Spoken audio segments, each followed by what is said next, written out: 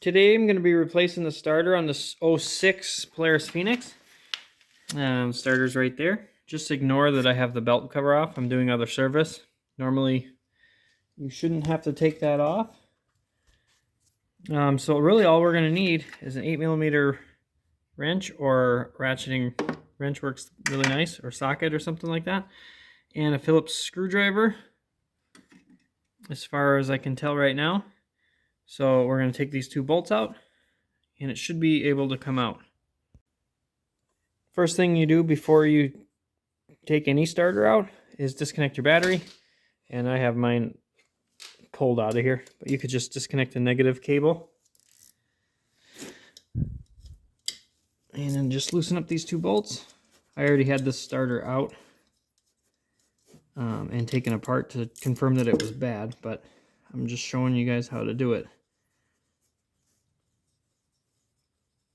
So you just pull these two bolts, set them aside, and then I'll show you, take you around the other side and show you a little trick. Came around to the other side. When the starter is in there for a long time, it's got an O-ring in there and it keeps it from popping out. So you have those two bolts out. I just take a couple long extensions, stick it on the body of the starter, and just whack it with a hammer. Okay, we got that loose. Pull it out, and this is where you could pull it out to about here and disconnect your wire. So it'd just be a Phillips head screw and that wire would come out. Just gives you enough room so you can then pull the starter out. But it looks like the new starter comes with a new wire, which is good because this one's looking kind of beat. So we just got to figure out where this is routed, and then we'll start putting in the new starter along with the new wire.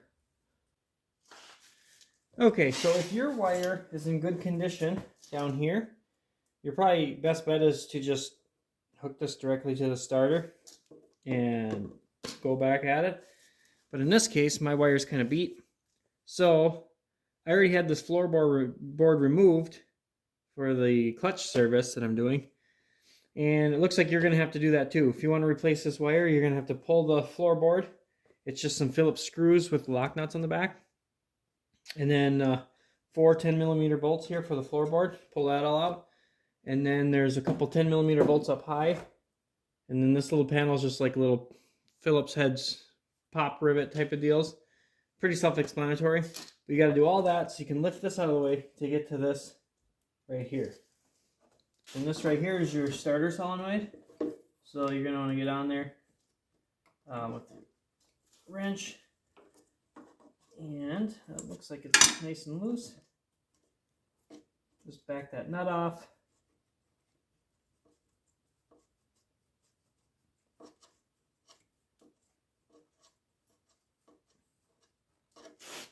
Come on.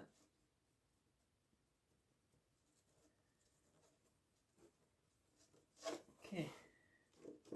Pull off your wire and pull it out of there. Yeah, you could see that wire wasn't in the greatest shape. It's never going to focus. Okay, we got the brand new starter here. See, it comes with the new wire. All I'm going to do before I put this in there is get a little dab of grease and get this O-ring so it slides in there real nice. Get the splines too a little if you want. Anyway, and then this is going to go just like this. Kind of just hang the wire out here. We can reroute it after we get it in. So just kind of fish it in there. Get the starter set down in here, and then just kind of guide it in. You know, lift up on the front of it, make sure that the teeth are lining up with the starter gear. So just kind of wiggle it around. There it goes. And now we're just fighting the O-ring, and there's our holes. They line up. Grab your bolts.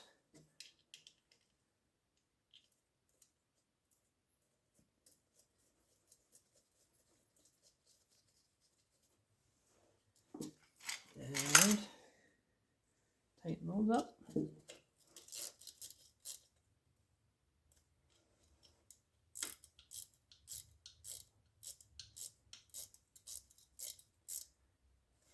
Okay, now I'm going to reroute this wire and hook it back up to the solenoid. Alright, I got this wire routed down under and through it in a decent spot. Not too critical where it goes, as long as it's not hanging up on anything. And it comes up and over that stud. Just going to pop this nut on here.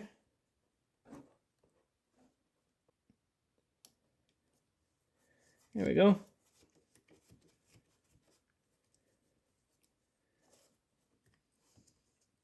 And tight. And just get on there with your wrench. 10 millimeter, if I didn't say before. By now you already figured it out.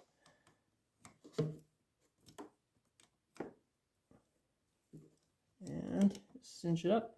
And then we're going to slide this boot over that stud and the nut. Okay, got the boot slid on there. Now we can let this plastic rest back in its spot and go to the next step. Okay, now would be a good time to test it. So you got your starter in, your wire routed, it's all mounted to the solenoid. Now you can reconnect your negative battery terminal.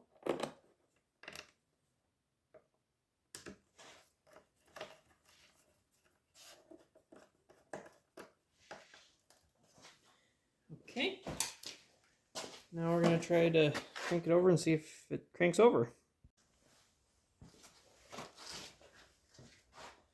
Alright, key on, parking brakes on, starter. Look at that. Like butter.